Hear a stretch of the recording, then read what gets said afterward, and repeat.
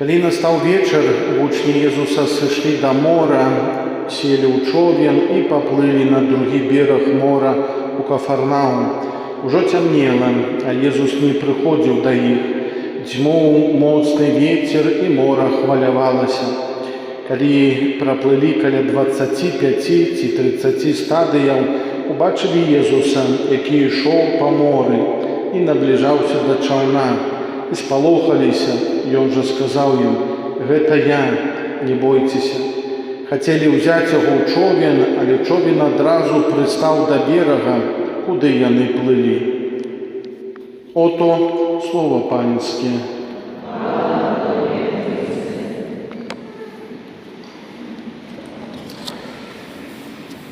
Сегодня я хотел бы с вами коснуться одной темы, коротко темы любви, но в контексте как любить, как быть таким верующим христианином в таких условиях, может тяжелых, может очень таких бытовых условиях, когда мы спрашиваем, как любить, когда вот жизнь иногда особенно связана с нашей работой, связана с какими-то отношениями и дома, и на работе, и близкими, когда мы таким грубым словом говорим, что жизнь иногда так наклонила меня, и трудно в этой ситуации кого-то любить, кому-то дарить любовь, потому что мы говорим, вот внутри ее нету. Как любить, когда Бог меня оставил? И когда вот это нон-стоп в моей голове, нон-стоп бьется, вот это в моем сердце, мне кажется, что рядом нету Бога, и со мной только повторяются какие-то страшные тяжелые ситуации, как в эту ситуацию любить? Сегодня, может, вы не узнаете чего-то нового с нашего вот этого размышления, этой проповеди, казания, какой-то новой науки. Но я хочу, наверное, себе и вам поставить в этом размышлении один такой вопрос. Кто я? И вот какой я внутри? Потому что от этого вопроса, от этого ответа на этот вопрос будет зависеть, в принципе, все. Любить ближнего, скажем, это иногда такая способность смотреть на другого человека по-другому. Есть такое русское слово «сострадать», «сорадоваться», «сочувствовать». То есть ты страдаешь, и я с тобой хочу страдать. Ты плачешь, и я с тобой тоже плачу. Ты радуешься, и я с тобой тоже сорадуюсь. Как Павел в этом гимне о любви пишет: любовь, она сорадуется, она терпит, она вместе с тобой. Есть такой стереотип, что даже сегодня, наверное, в таком нашем современном костеле, когда мы слышим слово «служение», то, скажем, есть такая тенденция, она тоже сегодня в костеле очень развивается. Мы хотим служить для Бога. Надеюсь, вы меня теперь правильно поймете. В принципе, твое служение для Бога, оно, так если по-честному посмотреть, оно и не нужно Богу, от слова вообще. То есть для Бога, в принципе, ничего не нужно, потому что это Бог, Он абсолют, Он полностью идеален, полностью счастлив, и это бесконечно. Поэтому в понимании вот таком нашем костельном, что я хочу служить там в костеле, я хочу служить как-то особенно, вот эта тенденция сегодня служить, она настолько отходит, наверное, от библейного взгляда, от Иисусового взгляда, что Бог вкладывает вот это понимание служить, в это понимание любить ближнего. Мы всегда, у нас вот появляется этот образ из Евангелия Марты, которая много делала для Иисуса. И вот это делать для Бога, мы говорим, я это делаю для людей. Вот это для иногда оно такое слишком, может быть, легкое и где-то не настоящее.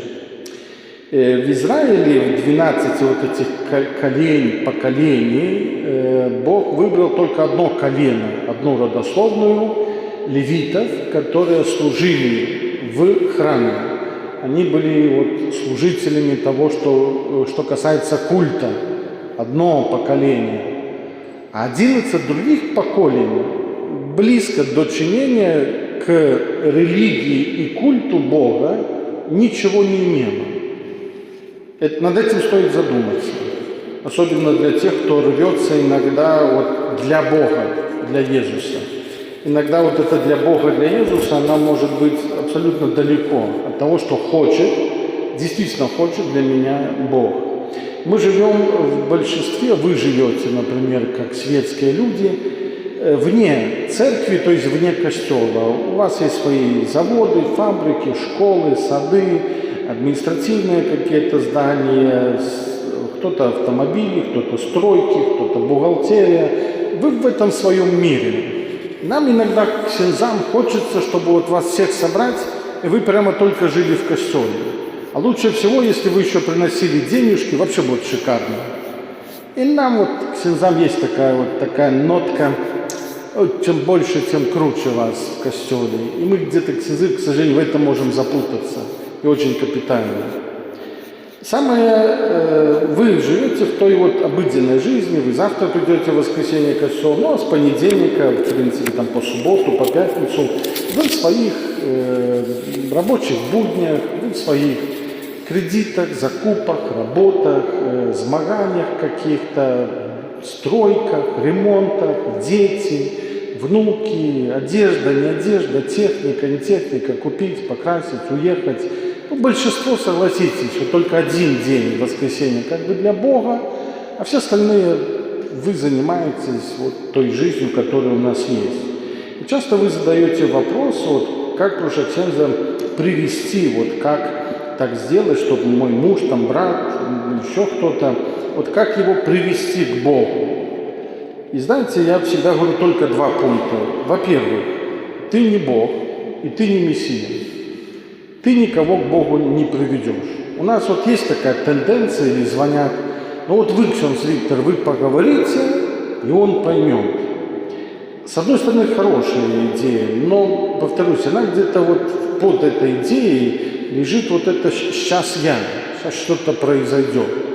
Забудьте про это, забудьте про этот пункт, кого-то приводить. Не надо никого вести к Богу. Сейчас вы поймете почему. Второй пункт. Забудьте про понятие такое, в кавычках я, конечно, скажу, катехизация.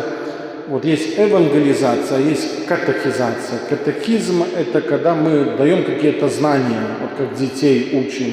Они учат 10 заповедей, заповеди костельные, что такое там акт веры, молитвы, как устроена мша, таинство, там, крещение, супружество и так далее. Какие-то знания, истории костела, когда празднуется Пасха, почему Рождество там 25-го.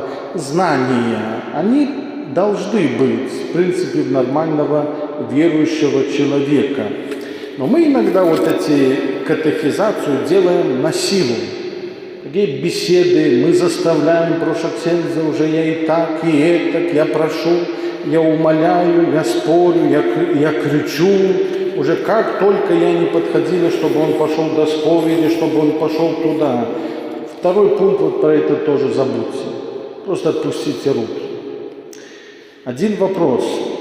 Я сегодня хотел поставить пульпит ближе к вам, и у меня думал поиграть с публикой, с вами на два таких вопроса. И первый вопрос в моей проповеди.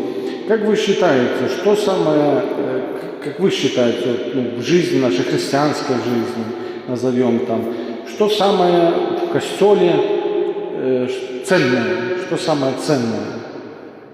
И, ну, не буду я тебя, конечно, вас спрашивать, мог бы так с микрофона походить. Кто-то скажет самое ценное, побожное. Самое побожное скажут, самое... Я не про Бога говорю, понятно, Бог, я говорю в нашей жизни. Бог – это Бог, он даже не поднимаем этот вопрос.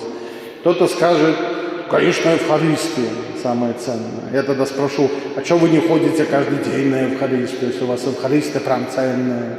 Когда вы последний раз были на адорации, скажут, Евхаристия самое, кто-то скажет, вода свинцовая, кто-то скажет, молитва. Я спрошу, а сколько ты молишься, если у тебя молитва ценная, что ты не молишься по 3 часа? Кто-то скажет, самое ценное – это единство. Кто-то из вас скажет, любовь ценная. Ценностей много, и я ни в коем случае не хочу сказать, что я теперь сейчас назову крутую вещь, но за что больше всего бьется дьявол в нашей жизни? За вашу душу. Душа, она ценная, она бесконечная, она вечная. Это Бог сотворил по образу и подобию мою душу. И она когда-то должна вернуться туда, она вечна. Тело, наши поступки, мы смотрим на другого человека, почему он там, например, спивается, почему он злой, почему он там безбожный. Мы видим его поступки, это наружное уже такое поведение. Мы знаем, что он грешен, мы знаем, что частично он где-то там виноват, что страдает он сам, этот человек, страдает его семья, страдают его дети, внуки. Это ясно, это понятно более-менее здравомыслящему человеку.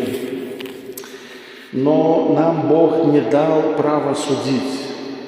Нам Бог дал право помогать, сочувствовать. Нам Бог дал право молиться. Нам Бог дал право любить, служить, но не судить. Господь хочет вывести нас иногда из такой берлоги. Мы иногда в жизни так говорим, Бог меня вывел из комфортных условий. Вот мы иногда, как медведи, сидим в каком-то своем домике прекрасном, добром, нежном и сочем какие-то свои лапы. Хотим пережить какую-то зиму. Моя хата с краю, мне тут тепло, мне тут удобно, мне тут легче. Бог хитростью тоже вывел народ израильский. Моисею надо было подойти так к евреям и сказать: пойдемте в лучшее. И единственное, что евреев, этих народ привлекло, кто из вас читает Исход или читал, там Бог все время повторил: вот там, туда, куда мы идем, там мед и молоко. Вот мед и молоко. И евреи, он там не говорил: вы будете моим народом и будете подчиняться, поклоняться, смириться. Ничего их этим не трогало. Мед и молоко. Сегодня бы сказали: деньги и айфоны. Вообще на работу не нужно ходить, а зарплата будет идти. Мы бы сказали: пойдем, Моисей, согласен. И вот Бог хитростью вывел в какой-то степени, повел так этих евреев. Тяжко нас выманить из этой своей зоны какой-то комфорта, но эта зона комфорта иногда, это мой Египет. Это мой Египет, я просто это еще до сих пор, к сожалению, не открыл. А некоторые не открывают и в 90 лет, и в 60, и 50, что я на самом деле всю жизнь живу в каком-то моем Египте. И мне кажется, вот так должно быть. Я не раз повторял о духовном и душевном. Люди душевные, их большинство в костеле, в церкви, людей духовных меньше. Люди душевные, они никогда не поймут людей духовных. У человека духовного, он наполнен Духом Святым, и Дух Святой ему что-то говорит. А человек духовный, душевный, он ходит в костел, он молится, он соблюдает правила, но он никогда не поймет духовного. Например, парень или девушка говорят маме, бабушке, папе: я иду в семинарию, я иду в монахи. Мама, бабушка верующая, просто такой самый побожный человек парафии: ты что? Тебе детей не будет, ты бедная будешь, ты голодная будешь, тебя просто волки разорвут где-то. А духовный человек, он уходит, он как Авраам, как Моисей, как Мария, как Юзеф, как другие, встали и пошли. И весь остальной мир показывает виском у пальца: дурак, так Богу не молится. Они все душевные.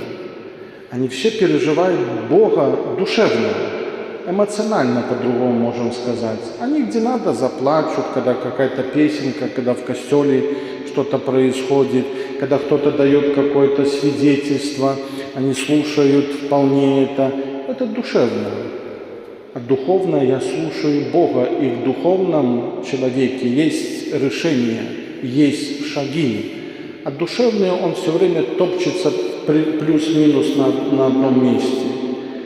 И Бог скажем, духовного человека хочет вывести в другие измерения. Я это целый час хочу сделать вот на молитвенных встречах, на реколлекциях. Из душевного, чтобы он вошел в духовное. Войти в духовное – это наполниться Духом Святым.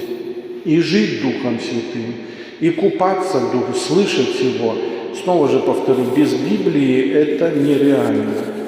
У духовного человека другие взгляды на деньги, на моду, на одежду, на хобби, на жизнь, на все, что вокруг происходит. Он по-другому смотрит, и он выделяется. Душевный не понимает, повторюсь, душевный молится, ходит в костел, есть пост, есть молитва, в кавычках, но он живет, в принципе, как весь остальной мир. Здесь, когда надо, я постою, помолюсь, но потом вечером я уже там эгэгэй, я дальше нормальный человек, как все. Бог духовного берет и хочет его переместить в другое измерение. Духовный человек, он другой, он принципиально другой, и он выделяется. Он может ничего не говорить, он может о Боге вообще никому ничего не говорить.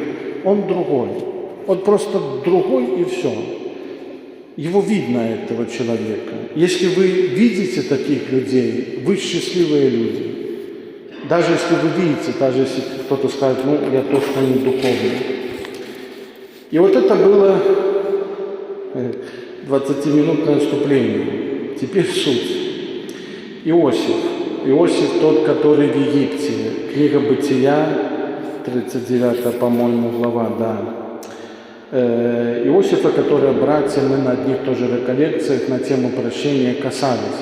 Мы всегда про этого Иосифа рассказывали с позиции вот темы прощения, с позиции, как его предали, он попал в яму. И потом мы так переворачивали страницы Библии и уже доходили до момента, когда он еднался с братьями, прощал им, они там у него просили прощения. А серединку мы где-то иногда пропускаем, а она очень-очень важная. Иосиф, он был другой. Вот это тот, который мы называем духовным. Он не старался быть духовным. У нас иногда это получается, вот как мы зажимаем там зубы на Великий пост, все, я буду молчать, я не буду злиться на мужа, я не буду вот с теми. И мы зажали зубы, терпим до какого-то момента.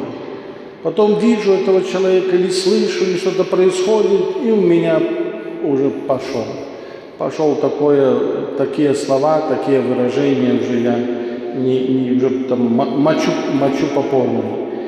И мы берем эти постановления, мы вот этого душевного душу свою стараемся закрыть в какие-то рамки, в какие-то правила, в какие-то заповеди. Не буду смотреть, но потом все видно. Вот этих душевных человек, который сидит в костеле, у него, когда идет казание, когда идет мша, когда идет там адорация, песня, у него великолепный взгляд, полный слез, мира, покоя. Возвращается домой, и там весь такой стендап идет по полной. Все теряется быстро. Это я душевный.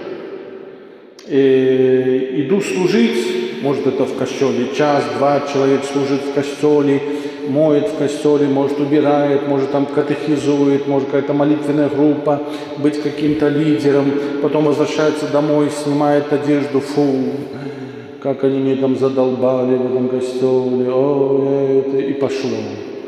Это душевно, но не духовно. Братья его ненавидели. За все его ненавидели Иосифа. В принципе, когда ты станешь духовным человеком, ты будешь же действительно с Богом, то по-любому разделится общество. И у Иосифа так было. Папа его любил, мама любила, а братья его ненавидели. И это, к сожалению, в таком мире, в котором мы живем, нормально. Не все общество тебя будет воспринимать. Он был очень открытый, он был чистый, он был сердечный, Юзеф часто вот снил эти сны, приходил, рассказывал братьям своим сны. Он настолько был простой, прямой, что вот он и не понимал, что может, Юзеф, притормози немножко, не иди, ты ж не видишь, что они тебя готовы убить. А он настолько был прямой, он не думал какие-то лабиринты. Братья были хитрые, братья выдумывали что-то, закрывали, что-то у них были тайна на тайне, злость за зубами менялась разными эмоциями.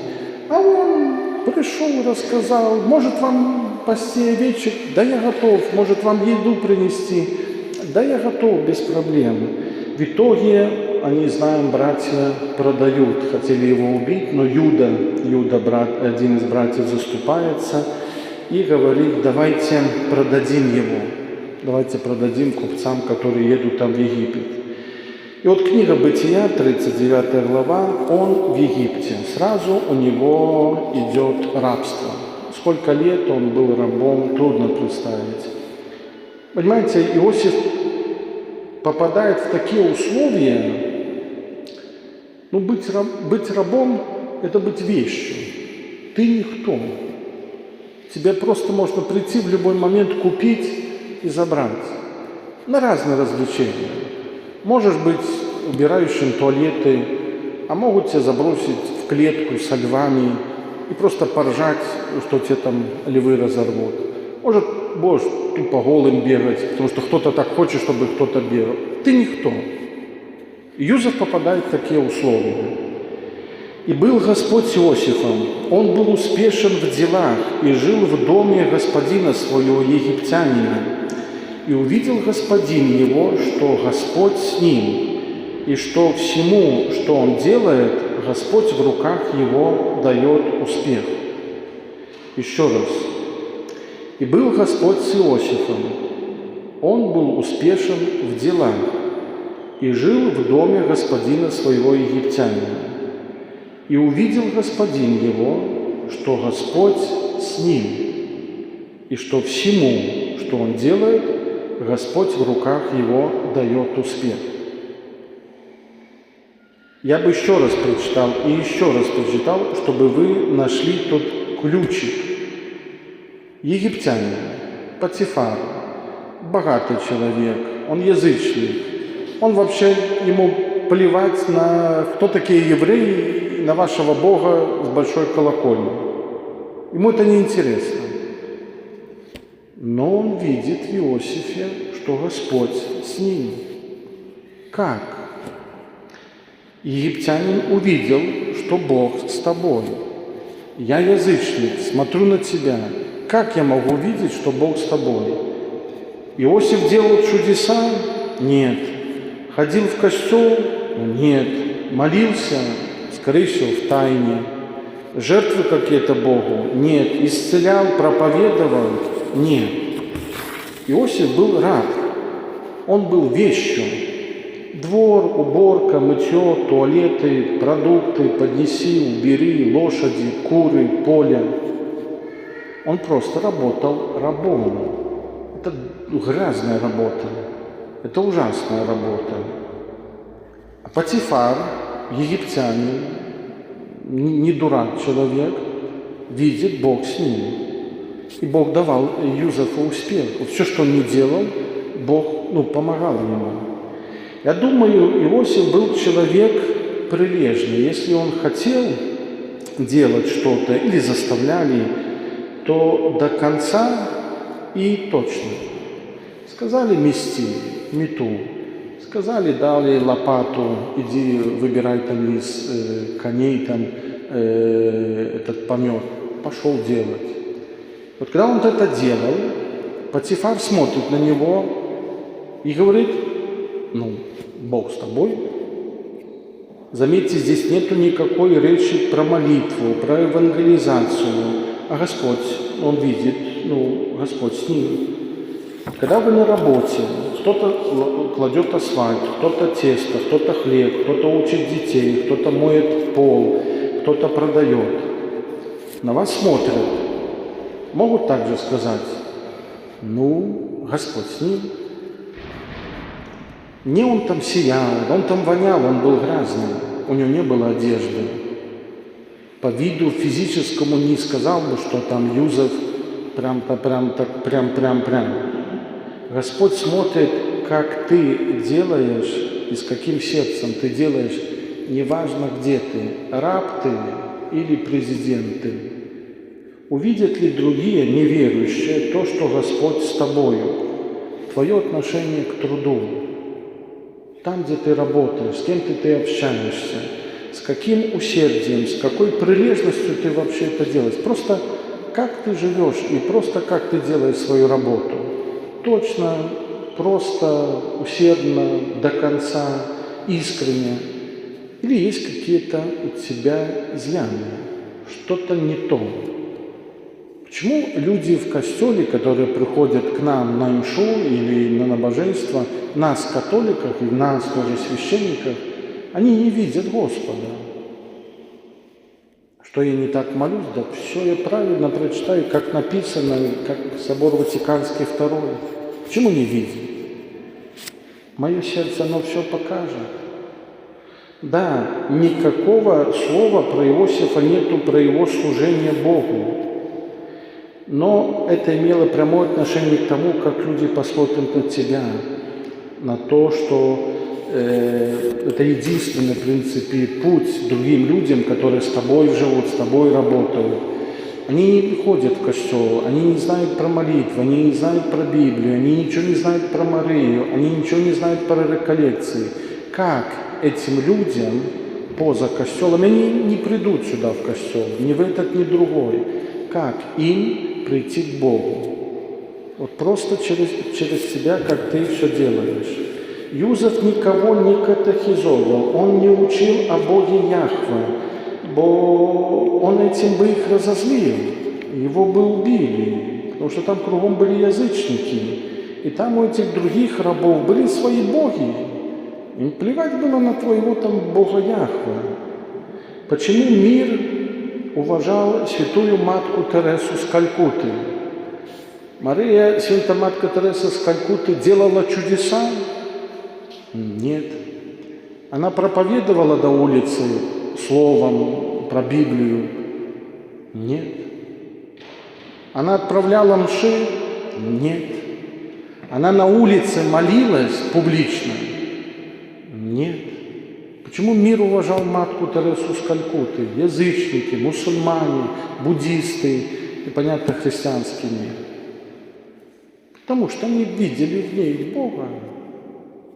Они в ней что-то видели. Юзеф Потифару этому ничего о Боге не говорил. Любая работа, которую я делаю, это есть Бог. И снискал, далее Библия, и снискал Иосиф благоволение в очах его, и служил ему. И он поставил его под домом своим, и все, что имел, то есть Потифар этот египтянин, отдал на руки его. Все, что имел, отдал Иосифу. По какому критерию Потифар выбрал Иосифа быть смотрящим дома? По какому критерию? По вере 100% нет. По его религии 100% нет. По какому критерию? Честность, искренность. Он не думал о себе. Он был рабом, но думал об хозяине, египтянине, язычнике, враг номер один. Это был Иосиф. Господь благословил дом египтянина ради Иосифа. И было благословение Господне на всем, что имел он в доме и в поле. Не только Иосифа Бог благословит, но все, к чему касается Иосиф.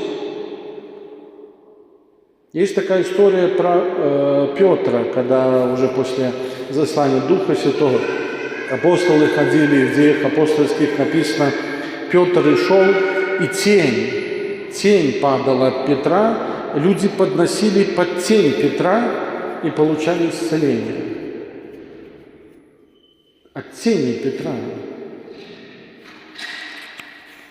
Бог все делал, всех благословлял, даже этих язычников и других рабов. Юзеф служил Потифару.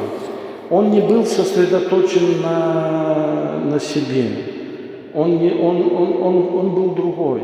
Он выделялся. Он просто был другой.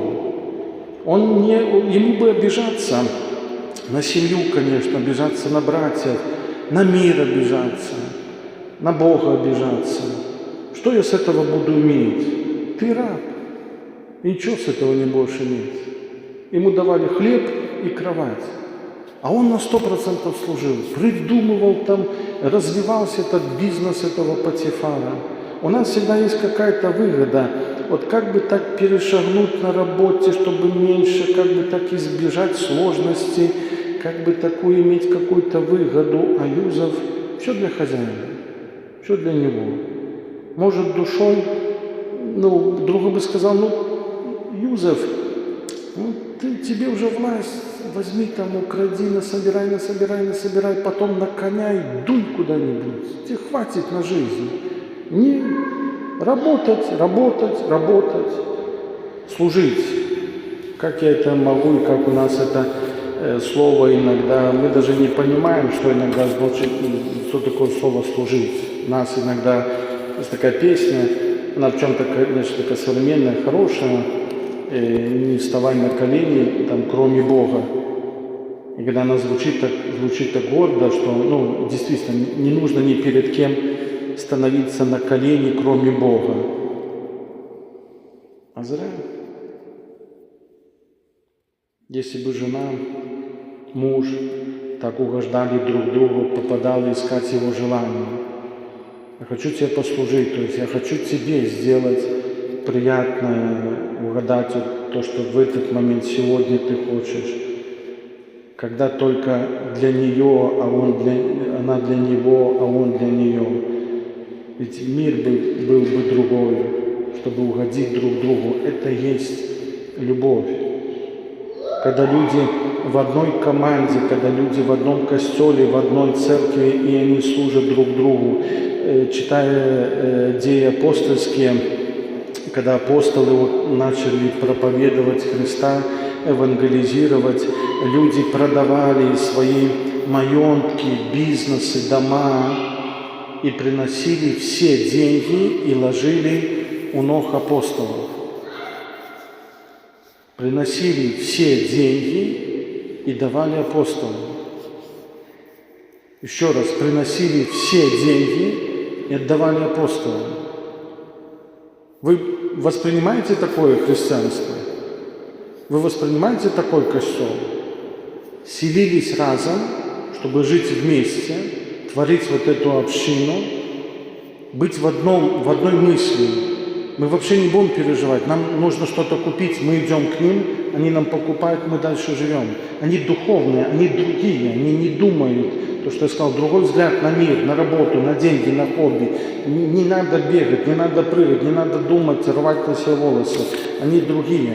Мы не хотим такого христианства, честно, каждый из нас может заглянуть. Почему женщины, которые на Пасху, мы всегда читаем тексты, именно женщины? Тут, мужики, не бросайте на меня камень, но мы троху такие в этом туповатые.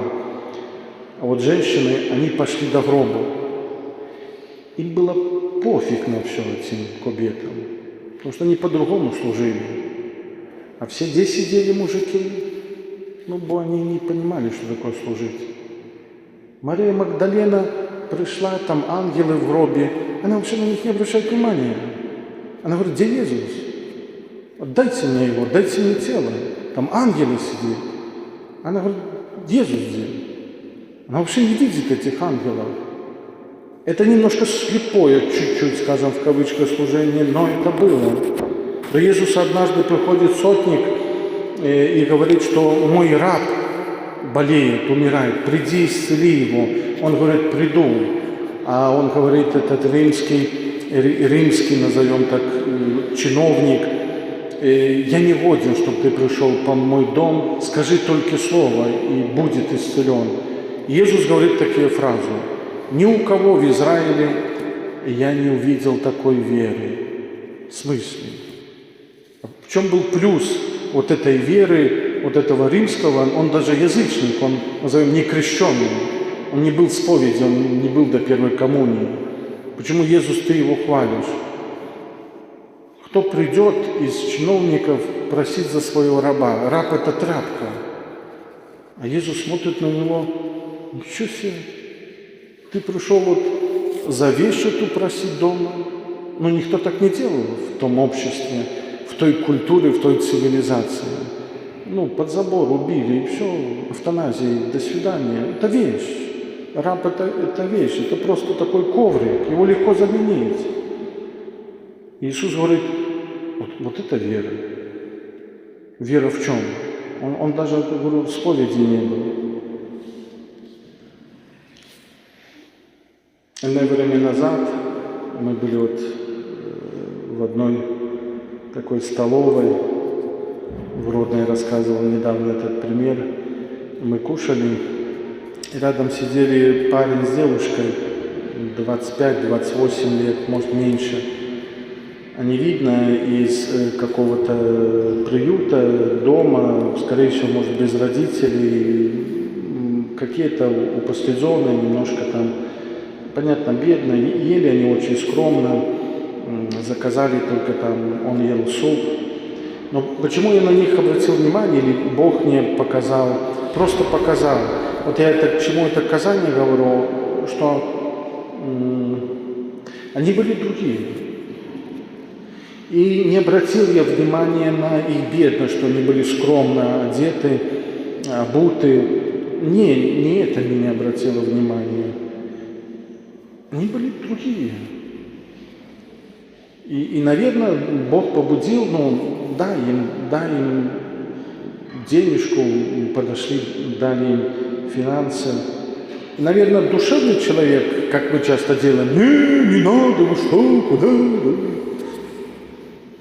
А они другие: спасибо. Он выделяется. Ты будешь везде выделяться. Далее, вспоминаю Иосифа, жена Потифара, она начинает соблазнять Иосифа, и он говорит, он запретил мне, Иосиф ей говорит: твой муж мне ничего не запрещал, он дал мне все, я хозяин полностью всего, что имеет твой муж, то есть я его правая рука во всем, в деньгах, в поле, коровах, свиньях, все мое. Но ты жена его, я не имею права брать тебя. И это будет грех против моего хозяина и против Бога. Он только вот здесь вспоминает немножко Бога. Но она начинает его там соблазнять и подставила, и обвиняет его, что он там на нее напал, оставил там одежду. И, к сожалению, у Иосифа наступает второй этап, он попадает в тюрьму, в эту темницу. Сколько он там лет был, больше, скорее всего, 2 это точно. То есть еще условия тяжелее. И Библия пишет: «И Господь был с Иосифом, и простер к нему милость, и даровал ему благоволение в очах начальника темницы. И отдал начальник темницы в руки Иосифа всех узников, находящихся в темнице». Чем привлек Иосиф какого-то самого главного, скажем, надзирателя в этой тюрьме? Чем он привлек? Верою? Снова же нет. Супер молился? Снова же нет. Он пришел, там что-то служил, сидел там в камере, убирал. И вот этот начальник видит, смотрит, он другой. И он ее ставит главным, в какой-то степени над всей этой тюрьмой. Мы хотим в жизни каких-то чудес, чтобы там в четверг прилетел волшебник, и там бах-бах-бах, и все в моей жизни поменялось. Нет, Иосиф, он выделялся, он был новичок, его никто не знал, он тоже зашел как колейная такая тряпка, вещь, уже как такой, зэк в эту тюрьму. Но он другой, он служит как-то, работает по-другому, все по-другому. Неважно, где ты, он служит не потому, что ему надо, потому что так сказали. Обстоятельства или сердце, что тобой движет в жизни? Ты стараешься искать обстоятельства или двигаться тем, кем ты есть, твоим сердцем? Вопрос: какой ты? хитрый, прямой, чистый, ровный, кривой. Вот в этом, конечно, сегодня вопрос. Что движет мною в жизни? Обстоятельства, в это я не пойду. А Иосиф, раб, потом тюрьма. В тюрьме снятся сны каким-то тоже там египтянам, которые там нарвались на фараона, и он их там засадил в тюрьму. И Иосиф, просто вот он им начинает служить, он начинает толковать эти сны. И одному говорит, вот сон это значит то, сейчас ты выйдешь, тебе фараон поможет. Второму говорит, а тебе полностью аминь, тебя тут и убьют. Он им абсолютно все как есть. И этот, который выходит, Иосиф говорит, ты вспомни меня, когда освободишься. Если можешь, помоги мне. Но тот про него забывает еще на 2 года. Проходят эти 2 года, снится сон фараону. Никто из этих всяких экстрасенсов, чудесманов не может объяснить фараону этот сон. И тут вот этот, который освободился, царедворец, говорит фараону, в тюрьме есть такой Йося, и он помог. Зови этого Йосю. И все, притянул. Иосиф помылся, побрился, он идет к фараону, абсолютно чистый, простой, какой он есть. Приходит к фараону, фараон рассказывает сны. Этот говорит, вот смотри, 7 лет будет в Египте беда, 7 лет будет вообще шикарно, все будет расти, цвести, а потом засуха 7 лет. Но, фараон, я тебе советую. И так этот Иосиф разогнался, так он захотел, говорит, смотри, ты найди какого-нибудь человека умного и поставь вот за этих 7 лет, пусть он берет налоги. Постройте спихлежи, постройте эти какие-то фермы, заводы, и туда вот по чуть-чуть каждый год, чик-чик-чик, и на следующие 7 лет, когда будет засуха, вы просто проживете. Тебе нужен такой умный дядька. И вот это Иосиф рассказывает, фараон смотрит на него, так я смотрю, ты умный, давай ты будешь таким премьер-министром. И все. И этот Иосиф стал чуть ли не главным, вторым после фараона в Египте. Что Иосиф сразу сделал? Он там не построил себе дом, ни это, ни 5-е, 10-е. Первое, что он сделал, он поехал по городам, по вёскам и сказал, да, давайте строим такие вот фабрики, заводы, фермы, куда мы будем складывать. Каждой семье то. Он начал собирать свою команду, тоже из таких умных людей, которые будут делать, будут служить. Он собрал команду, правительство, сделал. И все, и 7 лет шикарно пока живут. Иосиф придумал всю эту систему экономики, налогов, сборщиков и так далее, и так далее. Проходит засуха 7 лет, везде в мире проблемы, египтяне живут шикарно, Иосифа благодарят, вообще он человек. И так вот происходит, как Бог возвысил Иосифа. Но наступает еще один этап в жизни Иосифа, когда вот наступает засуха, там, где его живут отец с братьями. И братья, знаем, приезжают до Иосифа, чтобы взять немножко хлебов, пшеницы, чтобы как-то выжить. Что делает Иосиф? Мы иногда на этот текст смотрим, что Иосиф тут начинает давить из себя, что мы на тему прощения говорили, что простить это, когда у тебя просят прощения. Иосиф тоже точно простил, он это сам пережил, перемолол. Но Иосифа наступает второй момент. Он хочет увидеть, достать из своей семьи, своих братьев, вылезли ли они с ловушки сатаны, живут ли они в обиде, живут ли они дальше в гневе, в этой боли. Он хочет узнать. И тут начинается новый сценарий. Братья они не распознают, конечно, Иосифа, они рассказывают, вот у нас есть папа, он там уже старший человек, есть еще братья, и один из наших братьев когда-то пострадал. Иосиф понимает, вот я нащупываю их боль. Иосиф говорит, слушайте, я вам дам серебра, золота, пшеницы, но, пожалуйста, идите и приведите младшего брата Беньямина ко мне. Они, конечно, в шоке, они говорят, Папа одного потерял, и они возвращаются. Возвращаются полное богатство, и тогда уже снова Иуда, который когда-то вот Иосифа предал, он приходит до папы Якуба и говорит: слушай, я клянусь, я тебе клянусь, отец, если Беньямин оставит в рабстве египтяне, то я попрошу, пусть я буду рабом, а Беньямин вернется, я тебе, папа, клянусь. Яков выслушивает, посылает снова братьев, они уже с Беньямином, младшим братом, едут снова в Египет. Юзеф тоже им там напихивает, полностью всего отдает, и в мешок Беньямина вставляет свою там чашу какую-то там золотую, серебряную, и едут по дороге, догоняет охрана Иосифа, говорит: вы украли в Египте чашу нашего там премьер-министра. Эти братья говорят: нет, мы точно не брали. Беньямин вообще в шоке: я не крал. И находит в мешке Беньямина эту чашу, и тут начинается, Иосиф хочет увидеть, как они будут реагировать, бо когда они младшего брата, то есть Иосифа, взяли и продали, и все отвернулись.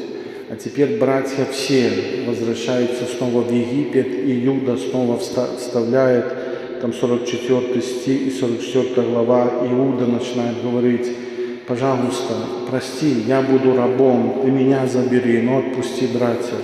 Вот в это время Иосиф уходит в другую комнату и начинает плакать. Он так там плачет, что весь Египет слышит, как Иосиф плачет. Это было слезы не прощения, это было слезы действительно радости, потому что он увидел, они теперь один за всех и все за одного.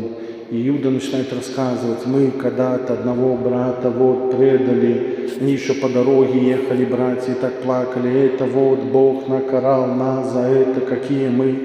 И Иосиф это все понимает, они выбрались, они другие. И он тогда падает к ним на шею и начинает тоже плакать, говорит: братья, это я, Иосиф.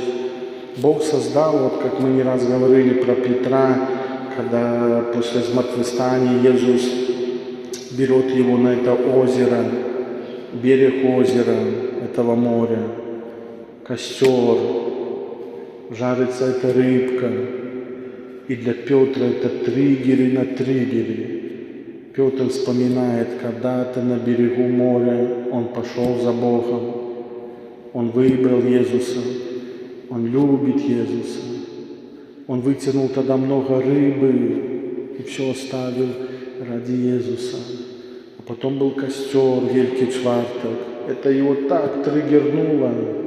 Он, бедный, там заплакал, петух это запел. Он понимает, этот костер припоминает мне боль, которую я сделал для Христа. И потом этот берег, как Иисус, и что Иисус потом делает, как Он его исповедует, как Он его лечит. Петр, любишь ли ты меня?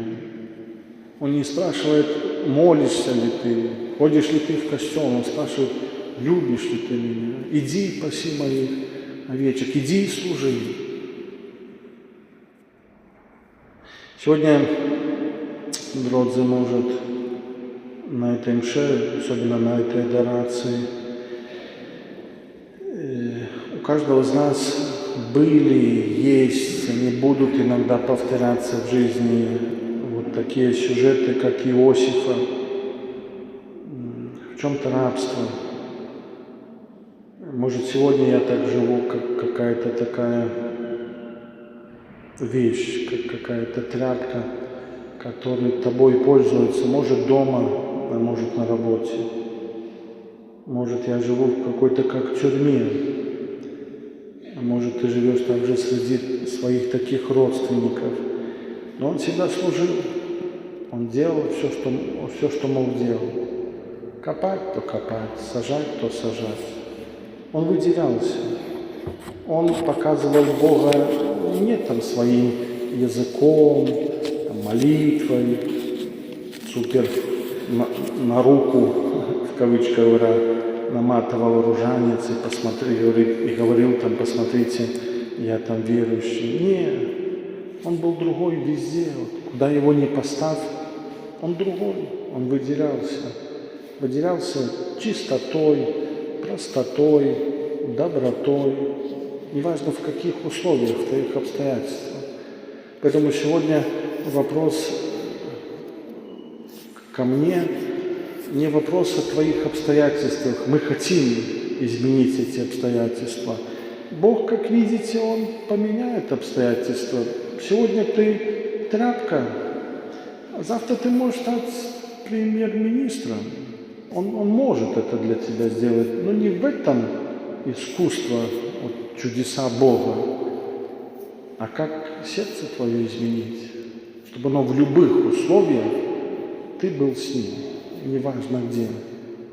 Поэтому, когда ты сегодня в чем-то находишься ужасном, не спеши менять эти обстоятельства, просто будь в них, будь тот, который ты вот какой-то такой есть, вот как Иосиф. Аминь.